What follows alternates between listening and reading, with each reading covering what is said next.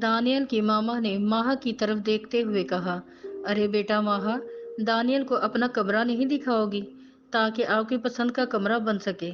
माहा ने अपनी मामा और भाभी की तरफ देखा तो भाभी ने मुस्बत में सर हिलाया। फिर माहा और दानियल माहा के कमरे की तरफ चले गए और बाकी घर वाले अपनी बातों में मसरूफ हो गए। माहा, आज मैं बहुत खुश हूँ। दानियल माहा का हाथ पकड़े अपनी खुशी का इजहार करते हुए बहुत बेचैन था।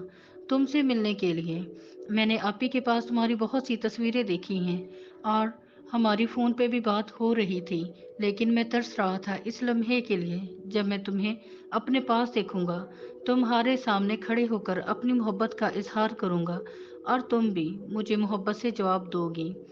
माहा शर्मा रही थी। दानियल ने अपने हाथ से उसके चेहरे को ऊपर करते हुए कहा, माहा, ये शर्माता हुआ चेहरा देखने के लिए। माहा ने शर्माते हुए अपना हाथ छुड़ाया और अपना चेहरा दूसरी तरफ घुमा लिया। तब तक मलीहा की आवाज आई, अपी, आप लोगों को नीचे बुला रहे हैं। माहा ने दानियल की तरफ देखा और कमरे से बाहर चली गई और दानियल भी इसके पीछे पीछे चला गया।